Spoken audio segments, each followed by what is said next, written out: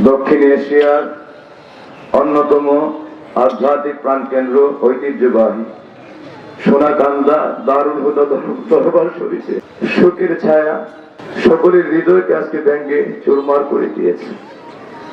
এই দরবারে আলা হযরত পীর সাহুজুর কাবলা থেকে শুরু করে আমার মুহতারামা শাশুড়ি আম্মা, আমার ভাইয়েরা এবং এই দরবারের সকল আপনজনেরা এবং মুতাআল্লিকিন যাকিররা সকলই অন্তর থেকে শোকে মুহ্যমান, অন্তর বিদগ্ধ হয়ে গেছে।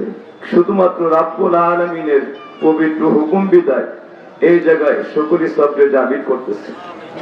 এই জায়গায় কার কোনো হাত নেই সবরে জামিল করা ছাড়া। মাউতুল আলিমি মাউতুল আলাম, একজন আলিমের বিদায় জগৎটা মরে যায়।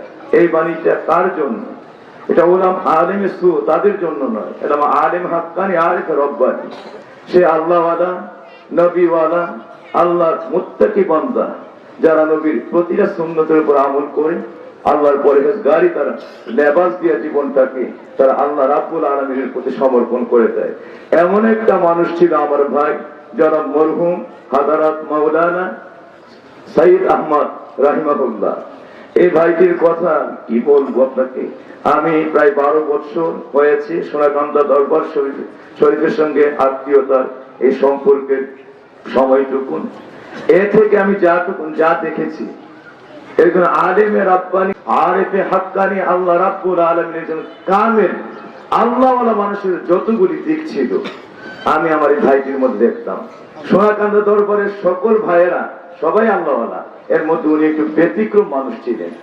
ওনার মানে মুগাব্বারাতু উজুহাহুম ওয়াল খামিসাতু বুতুনাহুম, নবীজি যে হাদিসটা, যে চুল থেকে উস্কো খুস্কো, মানে পেটটা থেকে শুকিয়ে খাবার দাবারের খবর থাকে না, লেবাসটা একদম মনে হয় যে জীর্ণ শীর্ণ, সেই মানুষ সম্পর্কে নবী যখন বর্ণনা করতেছেন সাহাবীরা বলছিলেন ইয়া রাসূলুল্লাহ, আমাদের মধ্যে এই মানুষটা কে?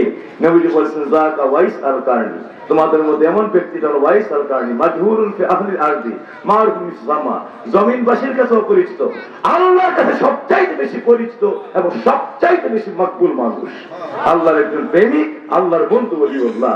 সুতরাং এমন মানুষটা সোনাকান্দা দরবারে অনেকে তাই ভালো করে চিনতেনও না, কিন্তু আল্লাহর কাছে খুব পরিচিত একটা মানুষ আমার আত্মা সাক্ষী দেয়, সে হল মরহুম আবু সাঈদ রাহিমাহুল্লাহ। আমার বাবাজিরা, তার বৈশিষ্ট্য, তার আখলাক, তার কথাবার্তা সবগুলা ছিল কামেল ওলিয়া উলিয়ার নমুনায়, আদরে, ওই বৈশিষ্ট্যে ঘেরা এবং সর্বদাই তার মধ্যে আখলাকটা বিজড়িত ছিল। আল্লাহ পাক সে আখলাকে হাসানের কারণে আল্লাহ যেন তাকে একজন কামেল ওলি বলে কবুল আর মঞ্জুর করে।